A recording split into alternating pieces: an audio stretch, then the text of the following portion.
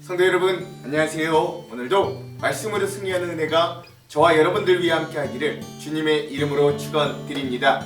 우리 계속해서 마가복음 여행 떠나고 있습니다. 와, 벌써 금요일입니다.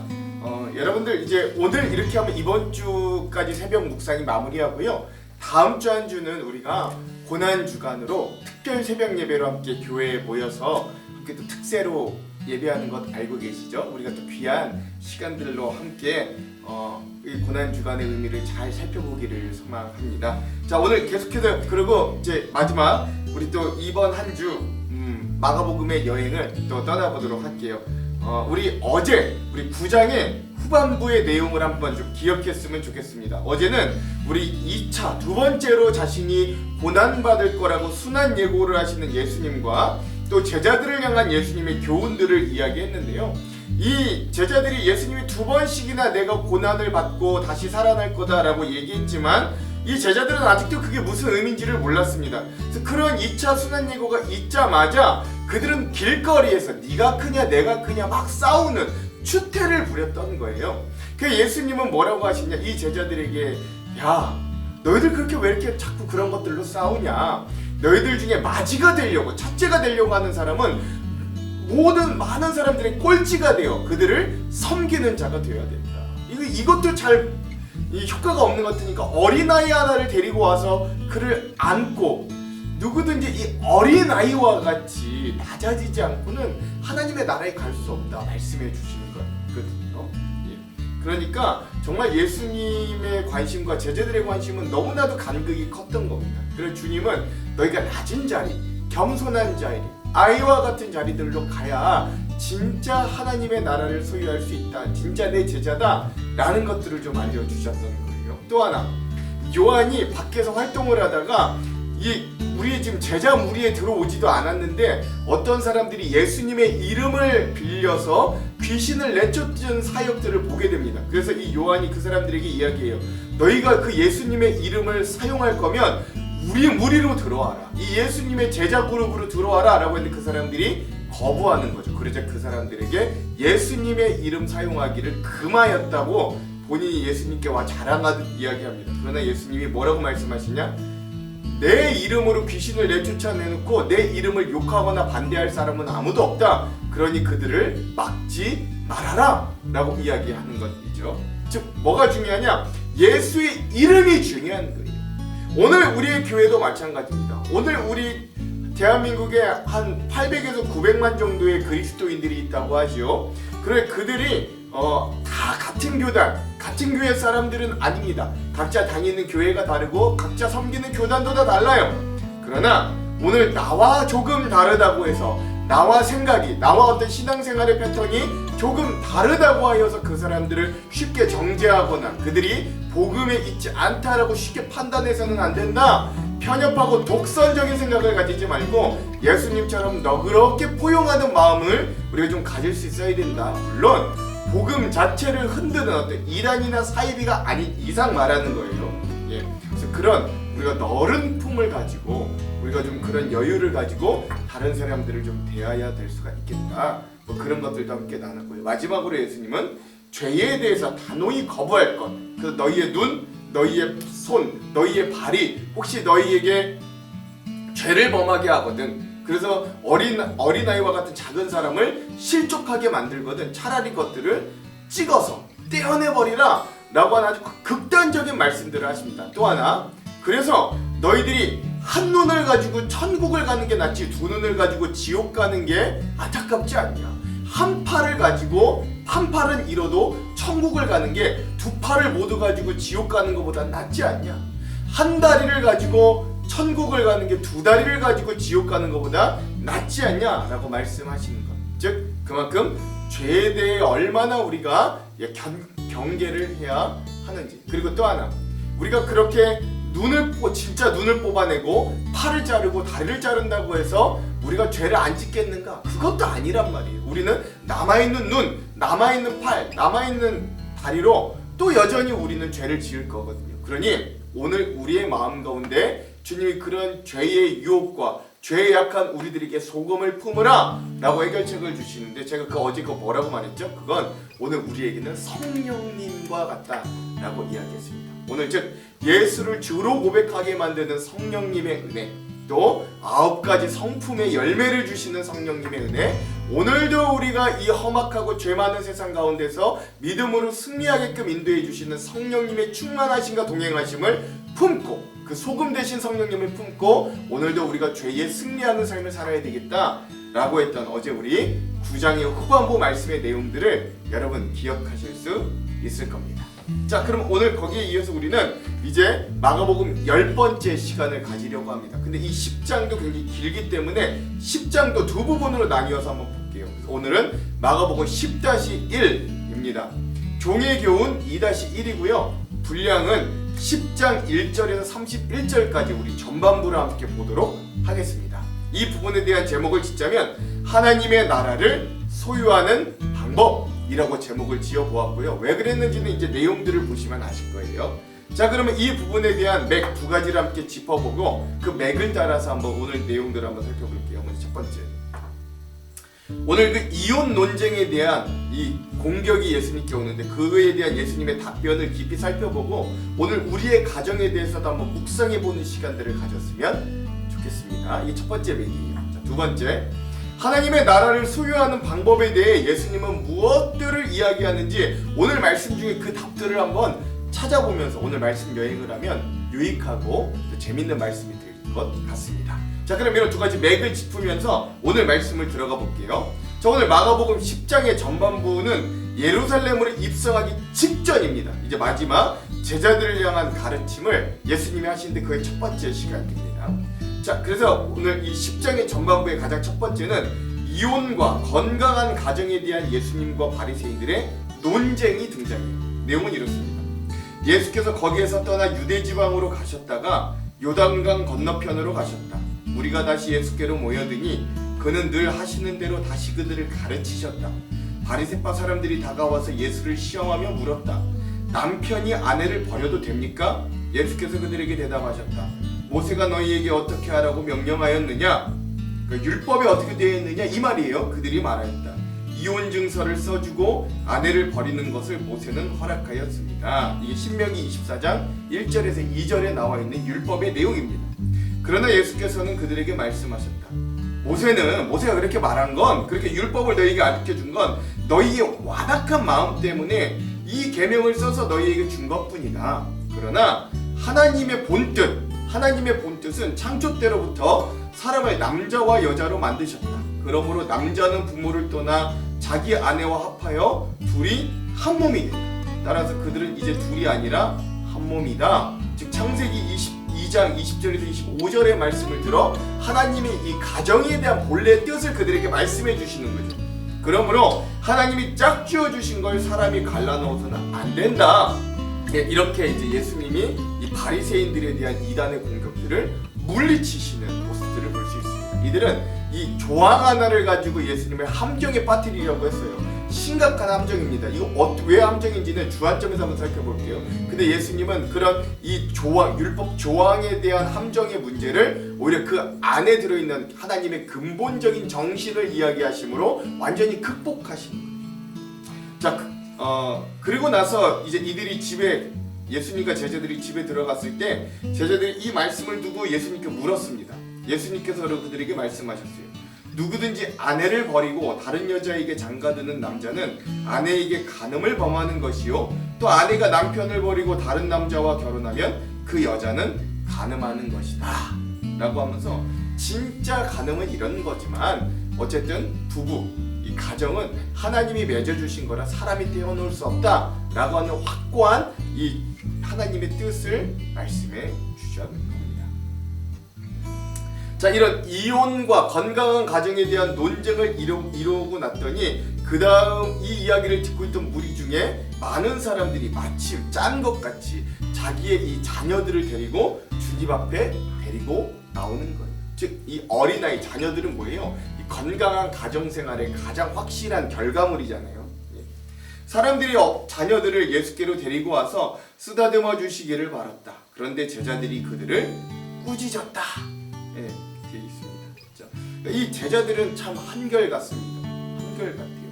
이들은 어제도 길거리에서 네가 크냐 내가 크냐 막 싸우기도 했고, 요한은 예수님의 이름으로 귀신 들린 사람을 귀신을 내쫓는 것을 막 금하기까지 했잖아요. 그러니까 이들에게는 굉장한 교만이 있었어요. 나는 예수라는 사람들과 함께 이제 새로운 내각을 구성할 어떤 관리 대신이 될 사람, 나는 예수님이 왕이 될 군주가 될 새로운 나라에 나는 높은 관직을 맡을 사람이야 라고 하는 교만이 이들에게 아주 가득 차 있음을 볼 수 있습니다.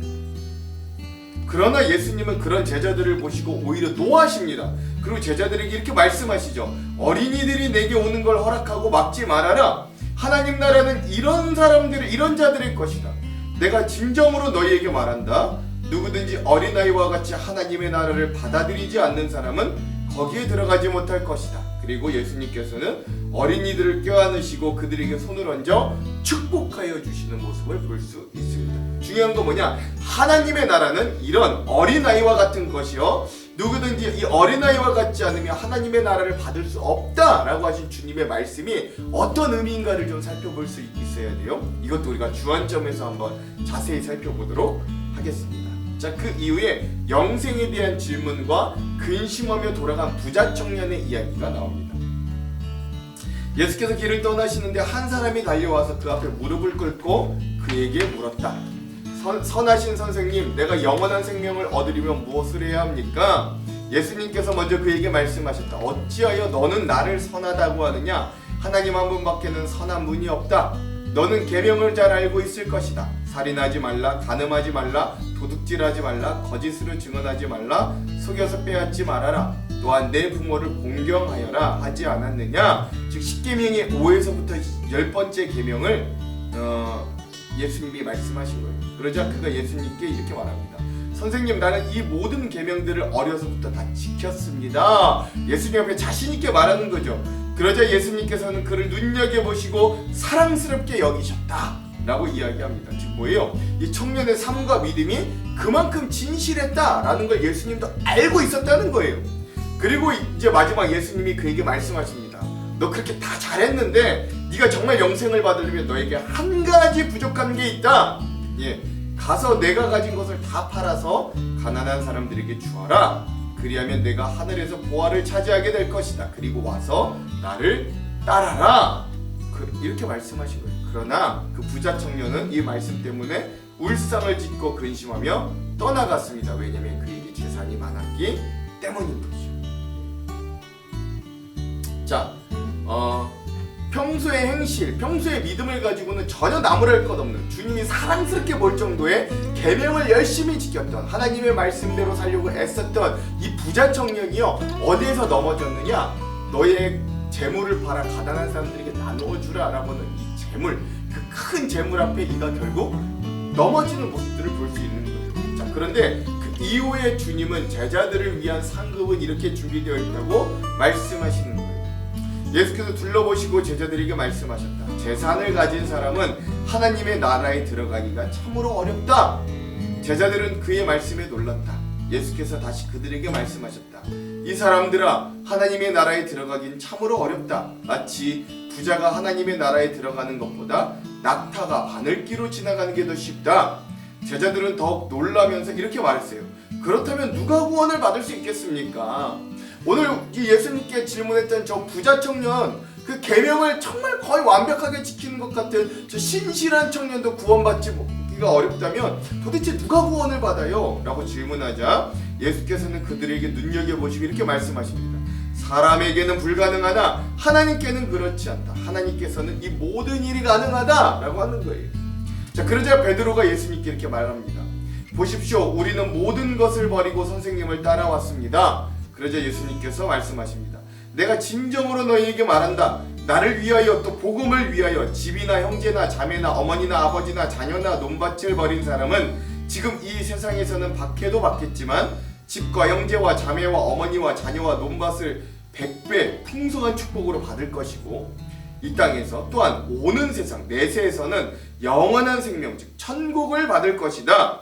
그러나 첫째가 꼴찌가 되고 꼴찌가 첫째가 되는 사람이 많을 것이다 라고 이야기하는 거죠. 즉, 그래서 베드로는 이렇게 이야기하는 거예요.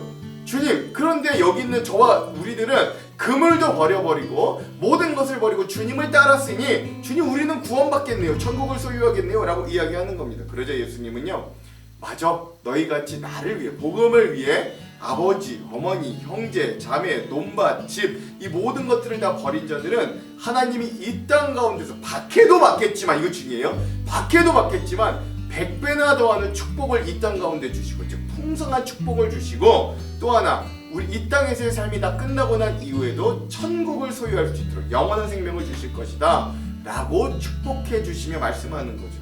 자, 현재 로마의 심각한 박해를 받고 있던 성도들에게 이 마가복음이 쓰여졌거든요. 그러니까 이 마가복음을 읽고 있는, 이 굉장한 극심한 박해를 받고 있는 이 성도들이 이 말씀에 상당한 위로를 얻을 거예요. 또 오늘 믿음 생활을 하면서도 어려운 문제에 닥친 성도들에게도 이 말씀은 굉장히 위로가 되는 말씀이죠. 그런데 예수님은요, 마지막에 꼭 이렇게 경계할 것을 붙이십니다. 뭐냐? 첫째가 꼴찌되고 꼴찌가 첫째되는 사람이 많을 것이다. 즉, 베드로야, 그러나 너무 자만하지 말아라. 네가 너의 그물과 모든 걸 다 버려두고 나를 따랐다고 해서 너무 자만하지는 말아라. 왜? 첫째가 꼴찌되고 꼴찌가 첫째되는 게 믿음의 원리이기 때문에 너희가 영적 자만은 그렇다고 해서 경계하는 것을 늦추지 말아라 라고 이야기하시는 주님의 모습을 볼 수 있습니다. 즉, 계명을 잘 따랐으나 신실한 삶을 겉으로 사는 것 같았으나 결국 재물을 포기하지 못했던 부자 청년의 모습과 자기의 그물까지 던져도 예수님을 따랐던 제자들에게 주님이 그 상급을 이야기하시는 모습들을 대조해서 볼 필요도 있고요. 그러나 첫째가 꼴찌되고 꼴찌가 첫째되는, 즉 그러므로 아무리 그물을 던져두고 주님을 따랐다고 해도 결국 이 모든 구원의 일들은 사람이 하는 게 아니라 하나님께서 하신다라고 하는 주님의 의미들도 우리가 이따가 주안점에서 한번 깊이 나눠보도록 하겠습니다. 자, 그럼 오늘 이렇게 우리 마가복음의 전반부에 대한 우리 핵심 구절들을 한번 살펴볼게요. 네 군데입니다. 세 군데예요. 9절, 14절에서 15절, 그리고 27절입니다. 자, 한번 9절 먼저 읽어볼게요. 그러므로 하나님이 짝지어 주신 것을 사람이 나누지 못할지니라 하시더라. 아멘. 그렇습니다. 14절에서 15절. 예수께서 보시고 노하시어 이르시되 어린아이들이 내게 오는 것을 용납하고 금하지 말라. 하나님의 나라가 이런 자의 것이니라. 내가 진실로 너희에게 이르노니 누구든지 하나님의 나라를 어린아이와 같이 받들지 않는 자는 결단코 그곳에 들어가지 못하리라 하시고, 아멘. 자, 마지막 27절. 예수께서 그들을 보시며 이르시되 사람으로는 할 수 없으되 하나님으로는 그렇지 아니하니 하나님으로서는 다 하실 수 있느니라. 아멘. 그래서 오늘 이 제자들에게 교훈을 주시는 주님의 말씀에 대해서 오늘 우리가 이렇게 이 세 부분을 오늘 마가복음 9장의 전반부의 핵심 구절로 삼아 보았습니다. 자, 그러면 오늘 우리가 마지막으로 이 부분에 대한 주안점 세 가지를 함께 나누고 오늘 말씀을 읽어보도록 할게요. 먼저 첫 번째, 오늘 우리가 읽을 마가복음 10장의 전반부는 이제 예루살렘 십자가의 길로 매우 가까이 가시는 이 예수님의 모습을 굉장히 잘 보여주고 있습니다. 그러므로 또한 유대 종교 지도자들이 이 예수님을 죽이려는 계획 역시 점점 구체적으로 발전되고 있음도 잘 볼 수 있어요. 오늘 본문에도 이 유대교 지도자들은 예수님을 어떻게 해서든지 올무에 빠뜨려서 예수님의 처형을 정당화시켜 줄 만한 어떤 단서들을 잡고야 말겠다는 상당한 의지들을 엿볼 수 있습니다. 그래서 그들이 준비한 함정이 바로 이혼에 대한 문제였어요. 자, 그렇다면 왜 수많은 문제들 중에서도 왜 이혼의 문제였을까요? 많은 신약의 학자들은 이 이혼에 관한 질문을 예수님께 제기함으로 유대교 지도자들에게 두 가지 악한 의도가 있었다고 이야기합니다. 자, 첫 번째 의도는 뭐냐? 정치적인 파문을 일으키는 것이었습니다. 여러분, 전에 세례 요한이 무엇 때문에 순교당했는지 기억하시나요? 헤롯 안티파스 왕과 원래 그의 이복 제수씨였던 헤로디아와의 이 불륜, 혼인에 대한 지적을 세례 요한이 했기 때문에 세례 요한이 결국 순교당했거든요. 그만큼 이혼의 문제는 그 당시 유대인들에게 상당히 민감한 정치적인 이슈였다는 거예요. 왕 자체가 불법적으로 이혼하고 불법적으로 결혼했기 때문에 그렇습니다. 그러므로 세례 요한을 죽음으로까지 몰고 갔던 이 민감한 문제를 의도적으로 거론하여서 이 예수님을 공경에 빠뜨리려고 한 거예요. 자, 두 번째 의도는 뭐냐? 이들은 예수님을 신학적인 논쟁에도 휘말리게 하려고 했습니다. 지금 현대 교회들도 각 교단에 따라 세례의 방법, 정치적인 허용의 범위, 이단에 대한 규제의 적용, 여러 사회 규범에 대한 각자의 생각들이 다 다를 때가 있어요. 이 당시 유대교회에서도 이혼에 대한 견해가 가장 큰 두 학파의 싸움으로 번지던 때였다고 합니다. 그래서 그 학파가 하나는 샴마이 학파라는데요. 여기는 가늠한 것 외에는 이혼을 아예 금지해야 된다라고 주장했던 학파고, 또 하나는 힐렐 학파가 있었는데, 여기 학파는 남편의 뜻이면 언제든지 이혼이 가능하다라고 하는 것들을 주장하던 학파였는데, 이 두 학파가 이혼에 대해 굉장히 치열하게 논쟁하고 부딪히던 때였다고 합니다. 즉 예수님께서 이혼을 허하든 또는 허하시지 않으시던 어느 한쪽 학파에는 마찰을 일으킬 수밖에 없는 함정이 거기에 숨겨져 있던 거죠. 그래서 이 유대 지도자들은 이런 쥐레가 많이 깔려진 이혼이라는 문제를 일부러 예수님께 가져와 던져버린 거예요. 그러나 이런 바리새인들의 아주 사악하고 간교한 음모에도 불구하고 예수님께서는 이 하나님에 의해 제정된 결혼제도의 신성함을 강조하시면서 이혼제도가 뭐 합당하다 또는 불합리하다라는 단순 논리가 아니라 아예 그 이혼 자체가 하나님 앞에서 부당하다는 이 하나님의 뜻을 밝히심으로 그 문제의 제기를 넘어서 하나님의 본뜻을 밝히시는 예수님의 모습을 볼 수 있습니다. 즉 이들은 모세가 그들에게 알려준 율법의 목을 매지만 예수님은 그 율법의 근원 정신을 일깨워 주시는 거죠. 즉 결혼에 대한 하나님의 뜻을 기억하게 하므로 남자와 여자는 아담의 갈빗대에서 하와 여인이 만들어졌듯이, 즉 서로 상호 보완적인 관계고 둘이 한 몸을 이루어 부모를 떠나 한 몸을 이루어야 한다는 창세기 2장 20절에서 25절의 그 가정에 대한 근본 정신, 부부에 대한 근본 정신을 되새겨 주어서 그들의 사악하게 벌려진 입을 닫아버리게 만드십니다. 그러므로 오늘 말씀의 2절에 보시면 이 유대교 지도자들의 질문은 이렇게 시작되었거든요. 2절입니다. 앞에 생략하고 사람, 즉 남편이 아내를 버리는 것이 옳으니까? 라고 하는 이 질문, 즉 이들은 아내를 버리고 가정이 깨어지는 것에 관심하며 질문을 시작하였다면 이에 대한 예수님의 최후의 답변은 이랬습니다. 6절에서 9절 창조 때부터 사람을 남자와 여자로 지으셨으니 이러므로 사람이 그 부모를 떠나 그 둘이 한 몸이 될지니라. 이러한즉 이제 둘이 아니요 한 몸이니 그러므로 하나님이 짝지어 주신 것을 사람이 나누지 못할지니라 하시더라. 아멘. 이렇게 말합니다. 즉 어떻게 배우자 아내를 버릴 수 있을까를 논할 시간에 결혼하여 가정을 이룬 당사자들이 공동 운명체로서 같은 한 방향을 바라보며 서로 합력하여 가정 세우기에 더욱 힘을 쓰라 말씀하시는 거죠.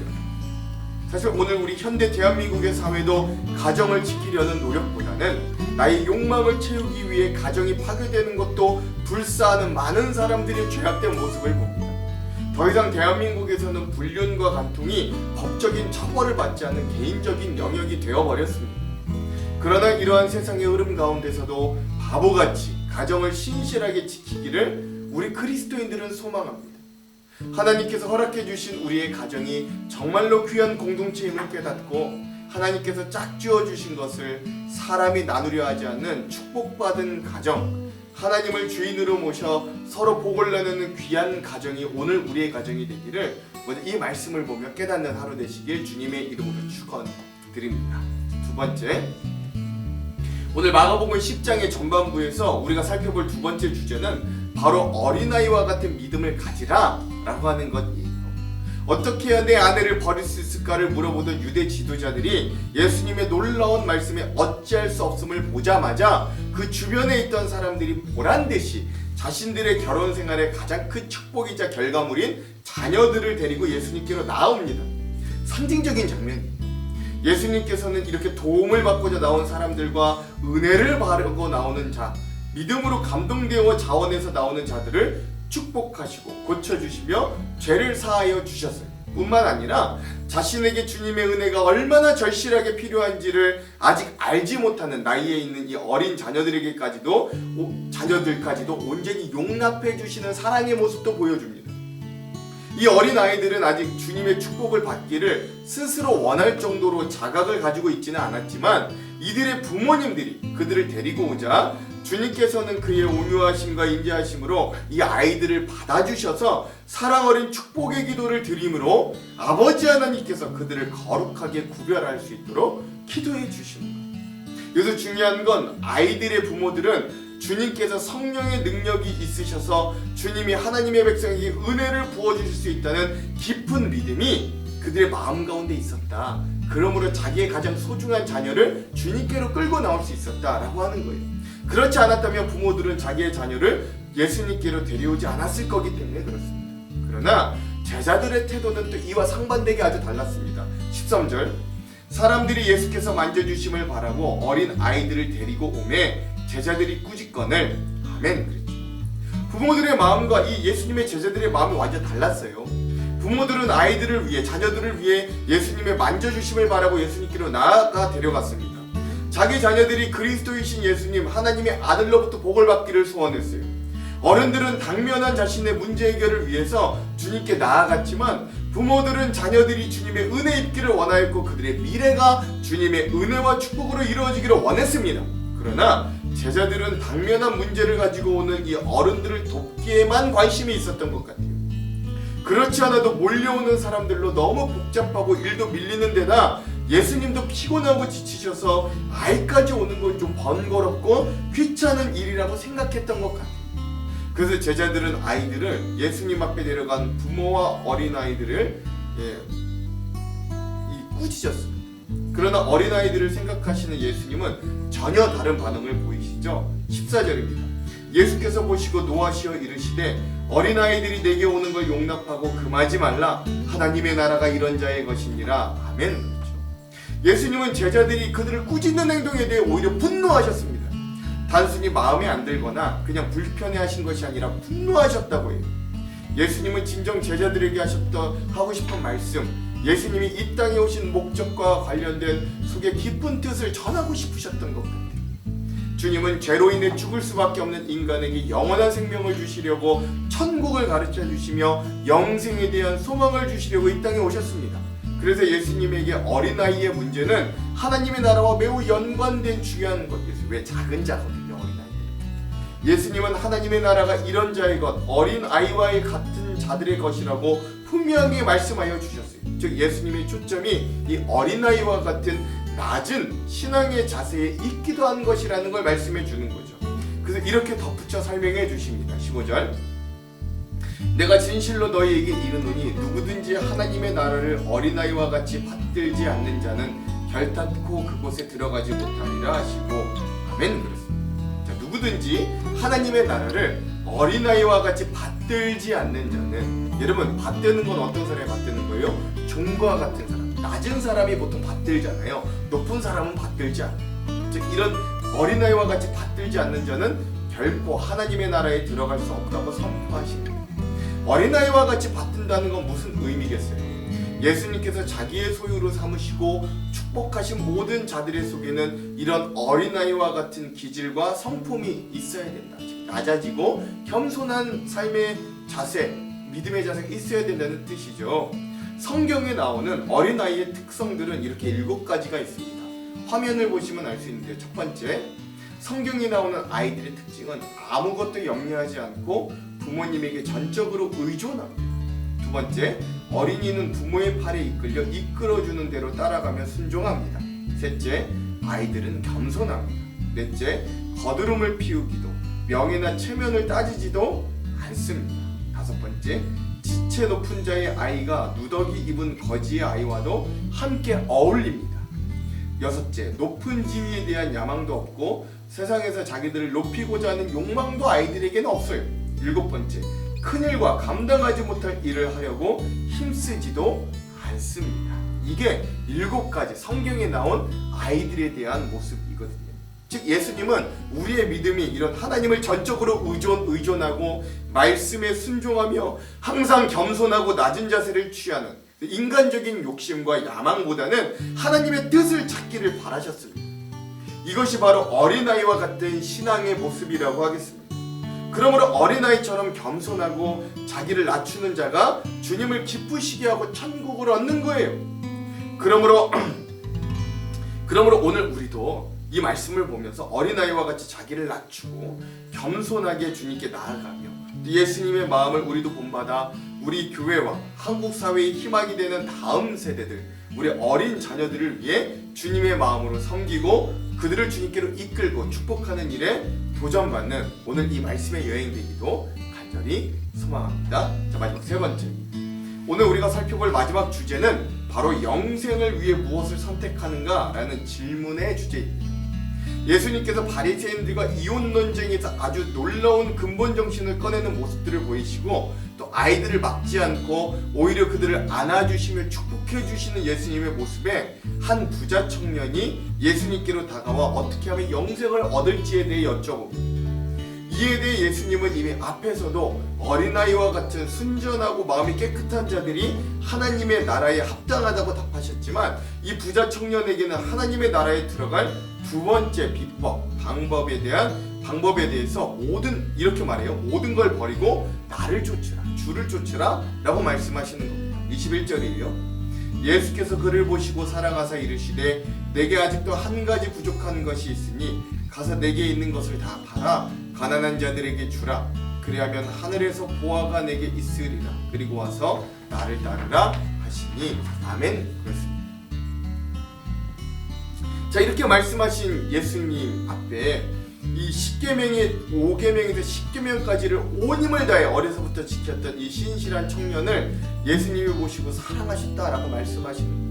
즉 사람의 중심을 보시는 예수님은 이 청년의 일생이 정말로 그렇게 계명을 지키기 위해 얼마나 순전하게 믿음 생활에 최선을 다했는지를 아시고 인정했던 것 같습니다. 그러나 결국 이 신실한 청년도 예수님의 마지막 관문인 큰 재물을 포기하라는 문제의 앞에서는 넘어지고 마는 거예요. 그래서 그 결과가 22절에 이렇게 등장합니다. 그 사람은 재물이 많은 고로 이 말씀으로 인하여 슬픈 기색을 띠고 근심하며 가니라. 아멘. 그렇습니다. 젊고 재물이 많고 사회적 지위가 있는 사람에게 부족함은 어울리지 않아 보입니다. 한 가지 부족한 것이라는 많은 것이라고 근데 주님이 말하잖아요. 즉 그 한 가지 부족한 것이라는 게 많은 것들 중에 유일하게 하나를 가리킨다기보다는 매우 중요한 한 가지로 보아야 되는 거예요. 재물이 많은 사람에게는 100에서 99의 비율을 차지할 정도로 중요한 한 가지가 바로 재물이었습니다.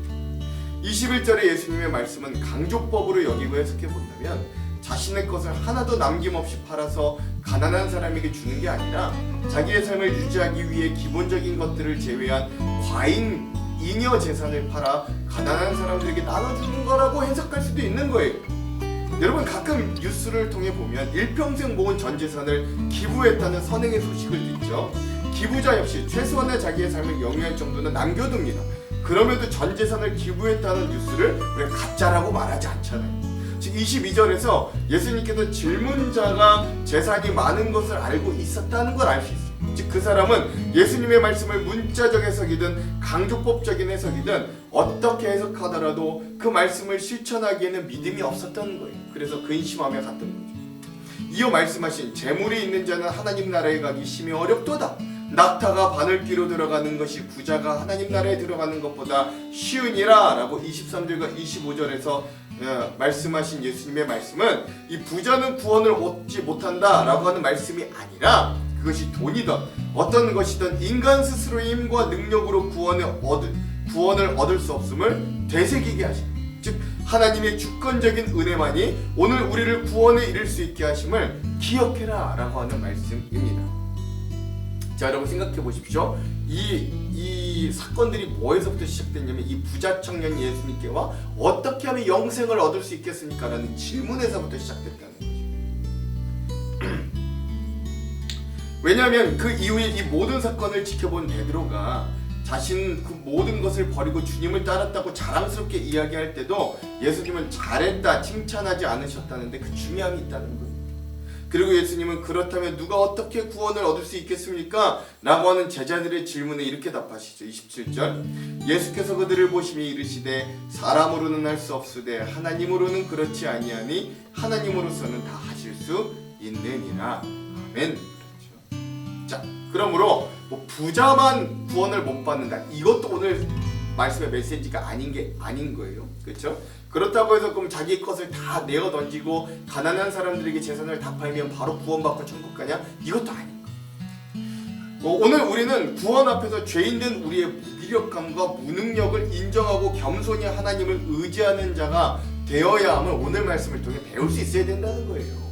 돈이든 뭐든 내가 능력을 쥐고 있으면 결국 하나님을 의지하지 못해 구원으로 못 간다라고 합니다.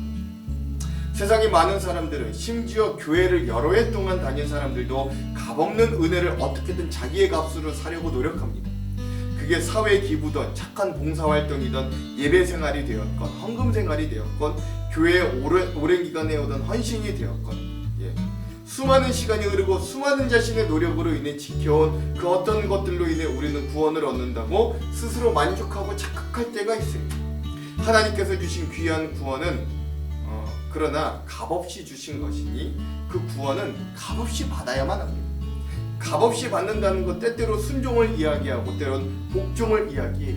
그런데 너무 많은 걸 가진 우리들은 오히려 무엇인가를 받을 때 값없이 받는다는 게 더 힘든 일이 되어버렸습니다. 왜냐면 우리는 우리의 인생의 주인이 되어서 우리의 인생의 주도권이 무엇인가 값을 치를 수 있는 내 자신이 되기를 간절히 바라기 때문에 그렇습니다.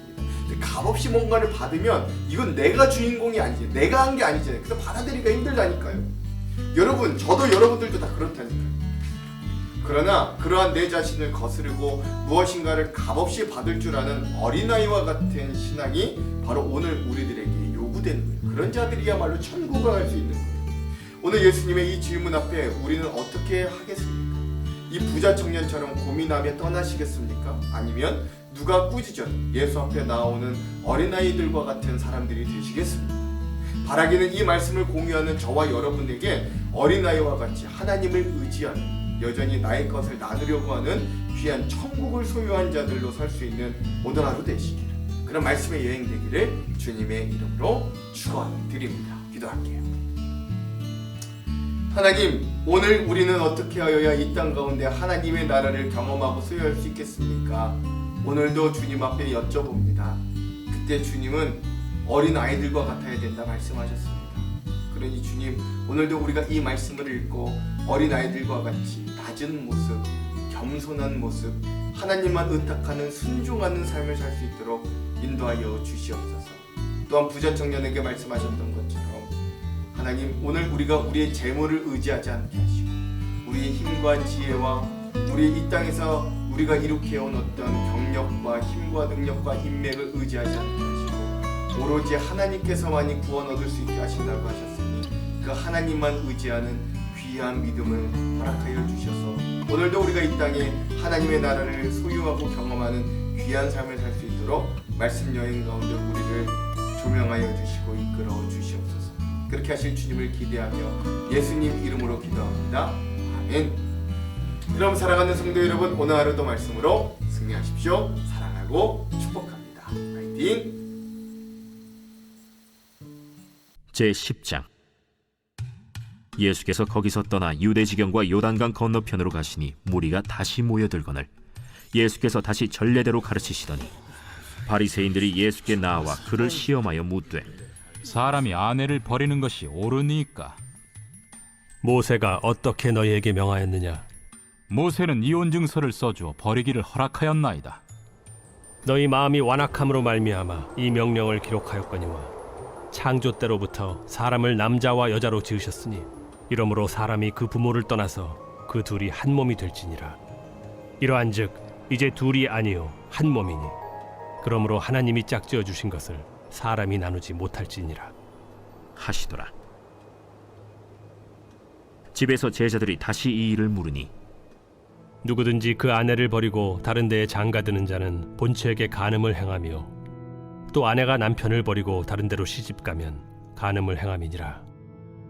사람들이 예수께서 만져주심을 바라고 어린아이들을 데리고 오매 제자들이 꾸짖거늘 예수께서 보시고 노하시어 이르시되 어린아이들이 내게 오는 것을 용납하고 금하지 말라. 하나님의 나라가 이런 자의 것이니라. 내가 진실로 너희에게 이르노니 누구든지 하나님의 나라를 어린아이와 같이 받들지 않는 자는 결단코 그곳에 들어가지 못하리라 하시고 그 어린아이들을 안고 그들 위에 안수하시고 축복하시니라. 예수께서 길에 나가실새 한 사람이 달려와서 꿇어앉아 묻자오되 선한 선생님이여, 내가 무엇을 하여야 영생을 얻으리이까? 네가 어찌하여 나를 선하다 일컫느냐? 하나님 한 분 외에는 선한 이가 없느니라. 네가 계명을 안 하니 살인하지 말라, 간음하지 말라, 도둑질하지 말라, 거짓 증언하지 말라, 속여 빼앗지 말라, 내 부모를 공경하라 하였느니라.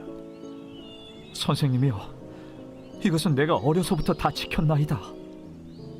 예수께서 그를 보시고 사랑하사 이르시되 네게 아직도 한 가지 부족한 것이 있으니 가서 네게 있는 것을 다 팔아 가난한 자들에게 주라. 그리하면 하늘에서 보화가 네게 있으리라. 그리고 와서 나를 따르라. 그 사람은 재물이 많은 고로 이 말씀으로 인하여 슬픈 기색을 띠고 근심하며 가니라. 예수께서 둘러보시고 제자들에게 이르시되 재물이 있는 자는 하나님의 나라에 들어가기가 심히 어렵도다. 제자들이 그 말씀에 놀라는지라. 예수께서 다시 대답하여 이르시되 얘들아, 하나님의 나라에 들어가기가 얼마나 어려운지 낙타가 바늘기로 나가는 것이 부자가 하나님의 나라에 들어가는 것보다 쉬우니라. 제자들이 매우 놀라 서로 말하되 그런즉 누가 구원을 얻을 수 있는가? 하니 예수께서 그들을 보시며 이르시되 사람으로는 할 수 없으되 하나님으로는 그렇지 아니하니 하나님으로서는 다 하실 수 있느니라.